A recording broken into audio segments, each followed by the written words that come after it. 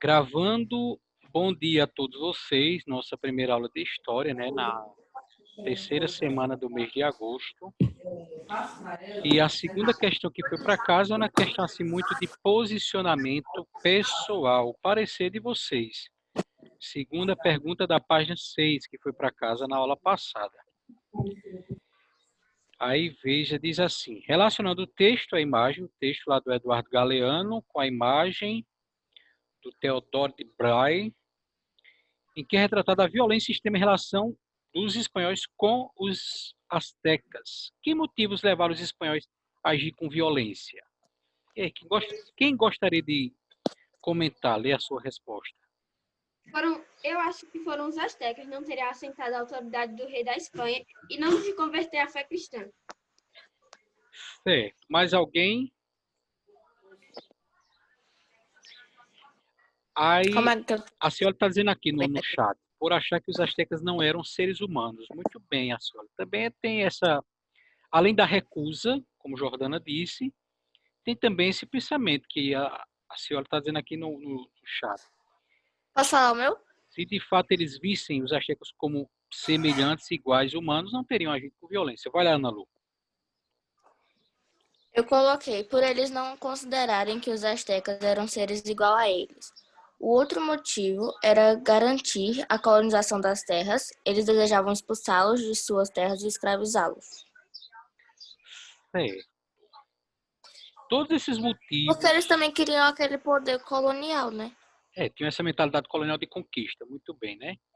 Mas aí todos esses motivos, vamos aprofundar, né? Vamos dar uma gotinha de filosofia aqui. Todos esses motivos que vocês elencaram, que estão todos corretos, justificam essa violência usada? Não. Não. Haveria uma outra alternativa, se não quisesse usar de violência, será que havia outra alternativa para conquistar, para dominar, para impor? Sentar e conversar. Sentar e conversar. Não funcionou, né? Foi mais tipo porra de bomba. É o que de bomba? Não funcionou, então foi pra porradaria. Padaria? Tá bom, professor. Tá com você no ouvido, tá escutando o que eu tô falando não mais. Fala mais devagarzinho. É o que tu dissesse? Já que não conversou, então teve que partir pra agressividade. É a segunda opção, é? É. Mas, rapaz, pensar assim que, uma vez que os nativos se recusaram, eles disseram, não, então vamos deixar essa galera em paz na terra deles e vamos voltar também em paz para a Europa. Seria pedir demais, eu acredito, né? Apesar de Joaquim ter sido assim na resposta dele bem direto, mas ele tem razão. Os espanhóis, os europeus, não pensavam outra possibilidade, não pensavam outra alternativa. A gente veio para dominar de toda e qualquer forma. Se eles não deixarem, a gente vai dominar mesmo usando a violência. Mas alguém queria comentar, Ana Lu? Queria o quê? Por isso que o Brasil sofreu na mão deles. Toda a América, né? Brasil, os nossos vizinhos a oeste com os espanhóis. Eu já parei para imaginar. O que aconteceria se os portugueses nunca tivessem chegado no Brasil, nunca tivessem roubado as riquezas aqui? O que seria do Brasil agora? Excelente reflexão, Joaquim. Eu também já pensei isso. Ele é um país muito rico. Sim, agora veja só, Ana Lu. É uma questão delicada a gente pensar isso, porque, veja, a gente tem duas realidades na América, né? Dividida ali no meio pelo Tratado de Tordesilhas. A gente olhando o mapa da América, a nossa esquerda, oeste, entregue aos espanhóis e a direita leste entregue aos portugueses. Os indígenas que tiveram contato com os espanhóis, astecas, incas e maias, esses eram povos mais civilizados, assim, na questão da cultura, das construções. Entendam bem, nessa questão de cultura arquitetônica, de conhecimento, eles eram mais desenvolvidos do que os indígenas que habitavam o território brasileiro. Os indígenas que habitavam o território brasileiro ainda faziam fogo como os homens da caverna, ainda habitavam em habitações muito primitivas, né? Não tinha todo aquele desenvolvimento cultural, arquitetônico, de conhecimento dos astecas, incas e maias. Então, talvez a gente tivesse, como a Ana Lu disse, alcançado um certo desenvolvimento mais humano, de respeito mais à natureza. Não sei se... É difícil a gente responder isso, porque a gente tem que fazer como que uma previsão do futuro, né? Como voltar 500 anos atrás e pensar como... Tentar imaginar. E é muito difícil a gente fazer esse tipo de imaginação. No entanto, a gente se pergunta o seguinte: é claro que todos nós que estamos aqui, né, Jordana, Giovana, Lara, Melo, Letícia, Ana Lu, Douglas, Aciola, até segundo que está passando aí dentro de casa, Joaquim, Siqueira, Gabi, que chegou agora. É claro que todos nós temos essa mistura genética no nosso DNA, né? Essa Então, miscigenação. provavelmente, se não tiver acontecido, provavelmente ninguém aqui teria existido. Ou, eita, Joaquim, ou talvez teria existido lá na Europa, né? Não sei. A gente olha assim pelo rosto, Jordana parece mais indígena. Quem mais aqui parece mais indígena? Lara. Quem mais? Douglas parece um cacique, um pajé, né? Então, talvez alguém tivesse nascido aqui diretamente aí descendente de um indígena, outros de nós tivéssemos nascido lá no solo europeu, não sei. Pelo menos no Brasil, alguns de nós não existiríamos, né? É uma Eu questão acho que delicada a pensar. Vai, se não tivéssemos colonizado, acho que os espanhóis viriam. De qualquer jeito, a gente seria colonizado, eu acho. agora se a gente pensasse assim, se houvesse mais não uso da violência, como Joaquim disse, pelos motivos que vocês elencaram, né? Se não houvesse uso da violência, com certeza esse contato cedo ou tarde aconteceria entre a América e a Europa. E, como a Ana Luísa disse, né, chegaria esse desenvolvimento, talvez não da forma tão acelerada e imposta como foi, mas de maneira tardia e mais um pouco devagar. Em todo caso, aqui estamos nós nesse contato, nessa mistura, falando o português que os europeus nos trouxeram e não o tupi dos indígenas, né? Foi bom esse nosso... Quanto tempo já? Esses 10 minutos, acredito, de bate-papo. Vamos agora continuar aí na página 7 do livro didático. Projetar aqui na tela. A administração espanhola aqui na América. Lembrando que nesse capítulo a gente vai estudar o domínio na América. É bem importante que a gente entenda isso. Querido povo do 7º ano, turma predileta, que a América foi dominada não só por portugueses e espanhóis, mas franceses, holandeses, ingleses, né? Então a gente pensar que todo esse continente que subdivide-se em 3, norte, central e sul, tiveram várias potências, vários reinos europeus que chegaram para dominar essas terras. Então, nesse capítulo, a gente vai estudar a dominação dos espanhóis e dos ingleses, certo? Depois a gente vai subir um pouquinho mais a norte e ver aí aquilo que futuramente seria os Estados Unidos, só adiantando. Então, em 1540, deu início aí à colonização, um pouco tardia também, né? Se a gente lembrar que o primeiro navegador pelo reino espanhol, apesar de não ser espanhol de nascimento, Cristóvão Colombo, ele chega aqui em 1492, então nós temos aí 48 anos depois, vai começar a dominação, a colonização. É claro que antes disso já as viagens eram frequentes, esse intercâmbio, essa troca, indígenas levados à Europa, europeus vindo para cá e tudo mais. A principal atividade que eles quiseram explorar aqui, a primeira delas foi a mineração, porque tinha aquela política do mercantilismo que a gente conversou também na aula passada, formada pelas 4 coisas, né? Esse mercantilismo, o metalismo, acúmulo de metais, minerais, ouro e prata, balança comercial favorável, vender mais do que comprar para ter mais lucros e menos gastos, protecionismo alfandegário, encarecer os produtos do Pacto reino, colonial. e o pacto colonial que aparece aí, muito bem, obrigando as colônias a só comprarem e venderem da sua metrópole para enriquecer o comércio do reino. Então, a principal dessas aí, como a Ana Lu citou, era o pacto colonial, mas o acúmulo de metal também era a segunda importante prática do mercantilismo. Ou seja, obrigar as colônias a só comprar e vender da sua metrópole e extraírem o máximo de ouro ou prata daquele solo. Então, funcionava assim esse pacto colonial. Da colônia, produtos manufaturados e escravizados eram levados lá da metrópole para a colônia. Os produtos que eram fabricados na metrópole levados para ser vendidos na colônia e também escravos para trabalhar no território colonial. Da colônia eram retirados as chamadas especiarias, que eram as matérias-primas, produtos tropicais e metais preciosos. Como o Joaquim disse na aula passada, aquilo que só havia ali naquele território, né?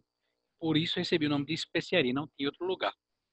Então, essas especiarias eram retiradas da colônia e levadas para a metrópole, que traziam de volta para a colônia produtos manufaturados para ser vendidos, produtos artesanais, uma mesa, uma cadeira, um calçado, coisas do dia a dia. E aí funcionava assim esse pacto colonial. Alguém lê esse parágrafo ao lado do mapa? Posso ler? Vai. Com a descoberta de grandes minas de prata em Potosí, no alto do Peru e em Zacatecas, os reis espanhóis colocaram em prática as determinações do Pacto Colonial e estabeleceram instrumentos administrativos necessários para essas riquezas chegassem rapidamente à Espanha. Isso. Então descobriram aí os metais e logo fizeram com que essa riqueza chegasse lá na Europa, né? Na metrópole. O território americano que coube a Espanha foi dividido em capitanias gerais e vice-reinos. Capitães gerais e vice-reis foram escolhidos pelo governo espanhol para comandar esses territórios, devendo obediência e lealdade aos reis espanhóis. Então aqui já chama a atenção o seguinte, ó, que o rei da Espanha ele dividiu o seu território, o território que lhe coube pelo Tratado de Tordesilhas, em pequenos pedaços, não foi assim? Já os portugueses, eles vão manter essa unidade territorial. Isso é a primeira coisa que chama a atenção, não pode esquecer isso, hein, gente? Por que isso é importante? Porque futuramente, quando essas regiões forem brigar com as suas metrópoles pela independência, essa configuração será mantida. Que configuração? Essas pequenas divisões que os espanhóis fizeram em várias capitanias gerais e vários vice-reinos vão também se transformar futuramente em pequenos países, pequenas repúblicas. Como? Uruguai. Isso, Uruguai, Venezuela, Argentina, Chile, Peru, México, Cuba e por aí, Guatemala e por aí vai.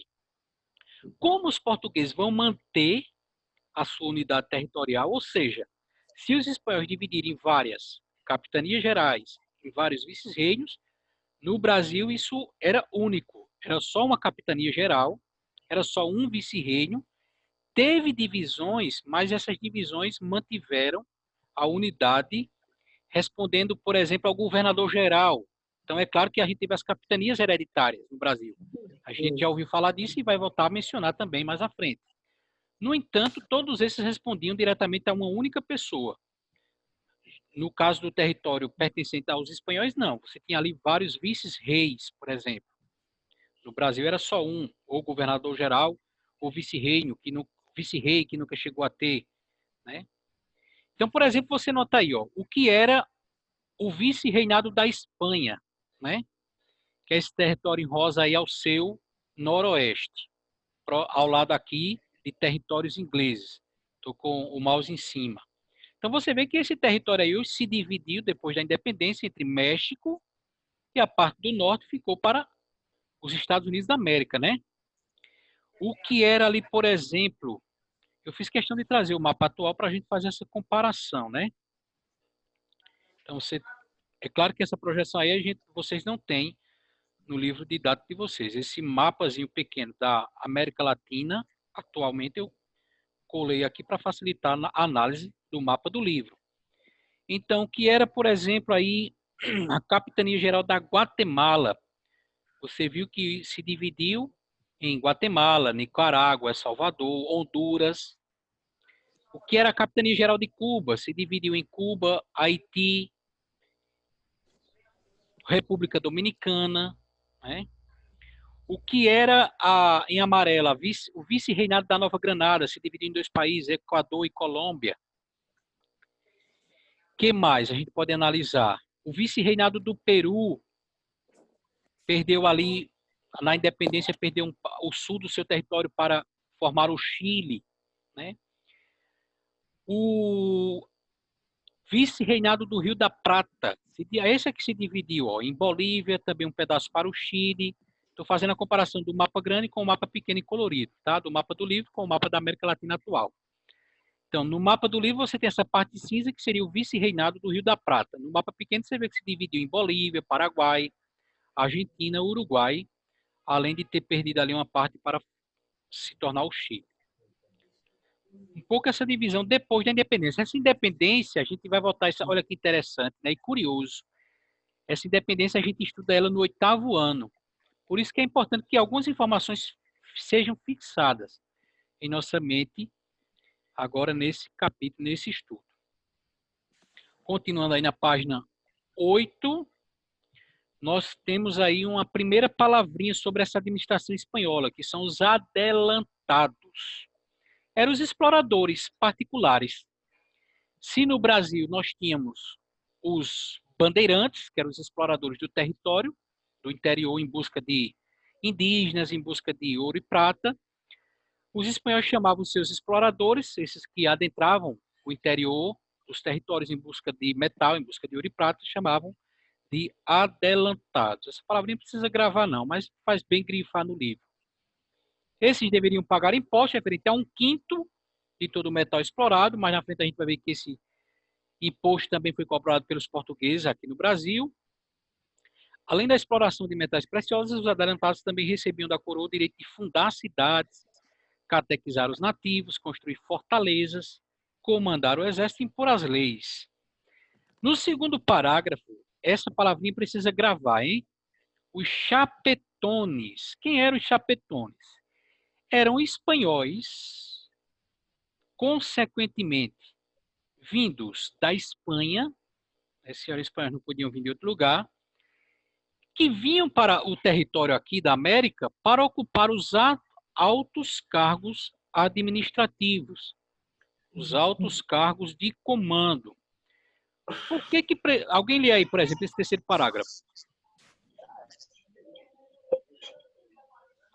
Os chapetones atuavam nas audiências, órgãos responsáveis pela fiscalização das atividades dos espanhóis na América e pela aplicação da justiça.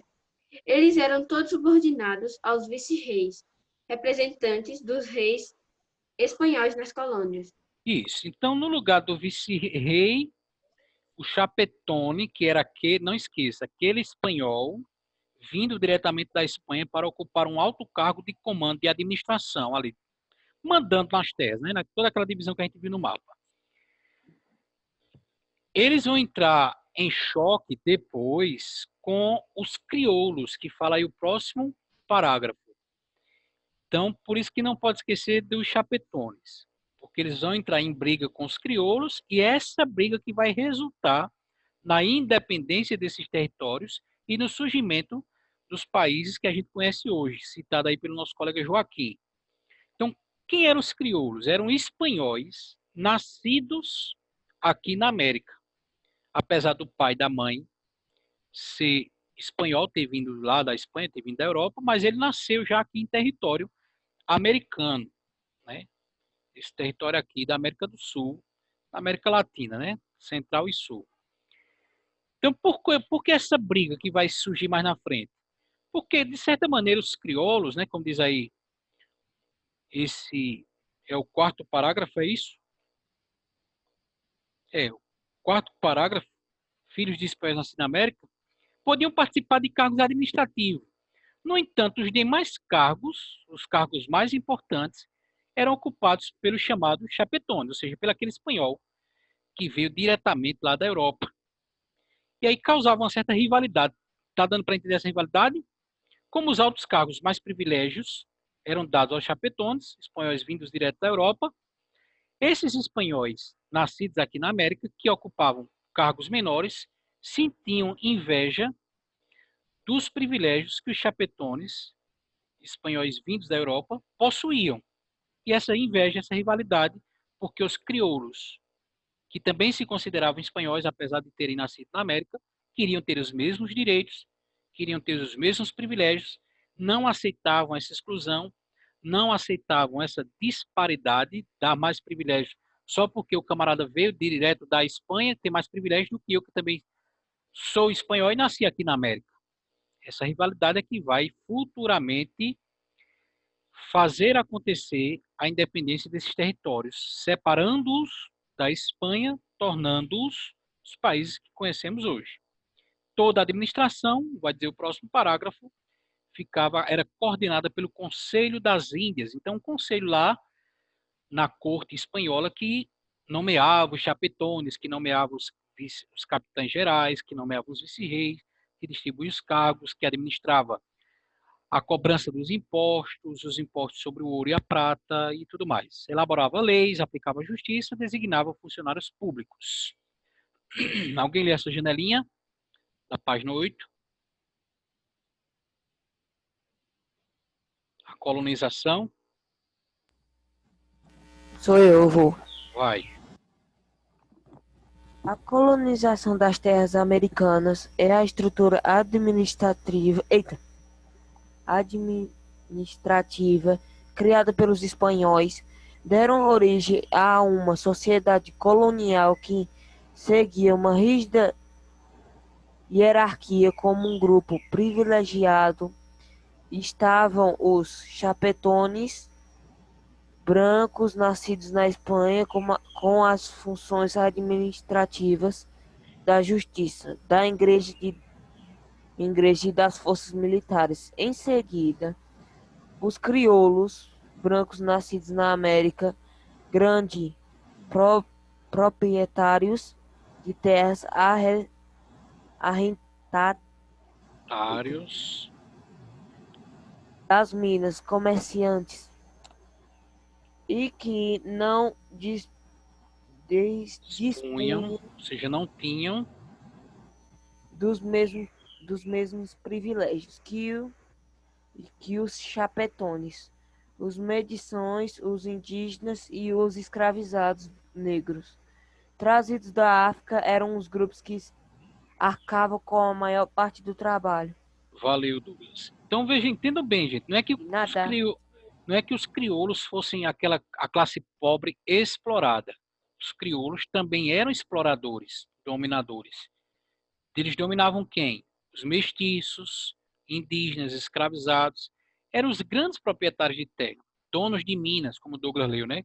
Ou ricos comerciantes. A única inveja dele com os chapetones era a questão dos privilégios dados pelo rei da Espanha. Os altos cargos eram ocupados pelos chapetones e pequenos cargos, como cita ali o penúltimo parágrafo, cargos dos cabildos, órgãos administrativos, os pequenos cargos, cargos menos privilegiados, com menos direito, eram ocupados pelos crioulos. Então, era esse privilégio dado pelo rei espanhol somente aos chapetones que causava inveja nos crioulos. Que fique claro quem era chapetone, quem era crioulo, e essa rivalidade entre eles que vai depois resultar na independência desses territórios. É tanto que, quando a gente estudar lá no 8º ano a independência desses territórios, o surgimento desses países que já foram mencionados, são os crioulos que vão ocupar os cargos de presidente, de comandante ali, são eles que vão fazer a independência acontecer e tomarem o comando desses territórios, fazendo assim, tomando a frente dos governos e fazendo surgir os países que conhecemos atualmente. Eu não projetei aqui a página 9, mas a gente pode, cada um está com o livro aí em mãos, né? A gente pode continuar conversando nos minutos que ainda nos restam aí na página 9. Nós temos aí duas imagens, né, na página 9 sobre seriam chapetones ou crioulos, pela legenda que vocês veem aí na página dessas imagens na página 9. Crioulo. Olha direitinho. Oi?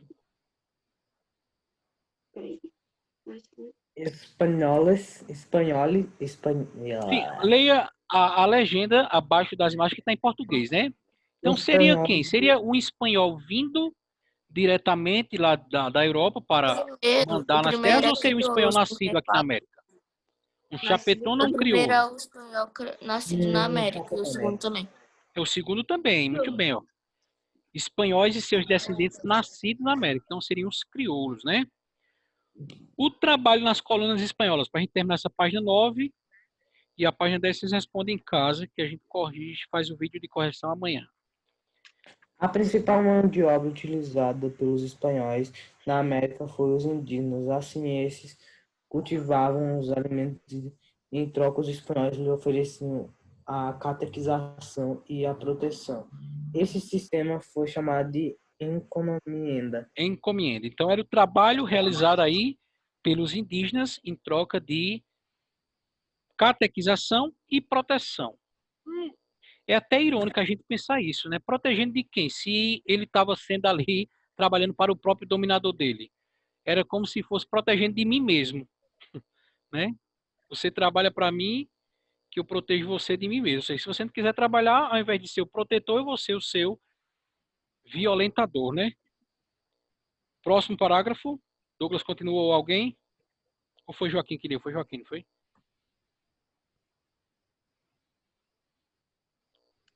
O sistema de trabalho criado pelos espanhóis na América, embora não fosse considerado por muitos estudiosos como escravidão, e muito se assemelha a ela, os maus tratos sofridos pelos indígenas causaram a morte de muitos deles, contribuindo assim para a dizimação da população nativa da América. Isso. Então, na janelinha verde ao lado, você tem a redução, essa dizimação. A quantidade de nativos que havia no contato com os espanhóis e o quanto eles foram reduzidos pela essa violência, né? Para terminar, o último parágrafo, outra forma. Outra forma de exploração do trabalho indígena foi o repartimento de trabalho, também chamado de mita, que tinha origem na tributação existente no Império Inca. Pela mita, os nativos eram obrigados a prestar serviço. Foi bastante usado nas minas para a extração de ouro e prata. Valeu. Então, nós temos aí duas formas de trabalho. Ó. Uma, primeira, forma de trabalho as quais os espanhóis impuseram e obrigaram os indígenas a trabalhar. A primeira, encomienda, que era aquela forma de trabalho voluntária. E a segunda era uma forma de trabalho chamada mita, que já havia. Quando a gente estudou o Império Inca, a gente mencionou isso. Lá no Império Inca, o nativo ele precisava, para o Império, para o governo assim, dos indígenas, né, dos Incas, doaram uma parte do seu tempo em trabalho. E aí, quando os espanhóis chegaram aqui, já encontraram essa organização de trabalho entre os Incas, só fizeram transferir. Ao invés de você trabalhar para o Imperador Inca, que ele foi destronado, né? Até essa imagem você tem na página 5, o rei Inca sendo destronado, aí a violência pelo Francisco Pizarro. Como não tinha mais agora o Imperador Inca, ao invés de prestar o trabalho da mita para o Império Inca, que deixou de existir, você agora vai trabalhar para o espanhol. E aí, continuando nessa parte interpretando documentos, você vai ter um fragmento histórico muito interessante. Já estou dando uma dica aqui da atividade de casa, hein? Você vai ter um texto aí muito interessante escrito lá 400 anos atrás pelo Bartolomeu de las Casas. E aí você vai ver que a igreja, no caso o Bartolomeu, ele é um religioso, ele é um padre. A igreja se colocou em defesa dos índios, né, dessa exploração, dessa violência. Você vai ler o texto dele, vai responder as 3 perguntinhas da página 10 e vai enviar lá pelo Classroom a foto no modo retrato, ou seja, na vertical, lá pelo Classroom. Qualquer dúvida podem perguntar no privado. Amanhã estarei lançando o vídeo de correção e de adiantamento do assunto. Bom vê-los por aqui. Bom restante de segunda-feira. Espero lá até às 9h. Mas não deixe para mandar para de última hora, né? Até às 10 horas. A página 10 do livro didático pelo Classroom. Tchau.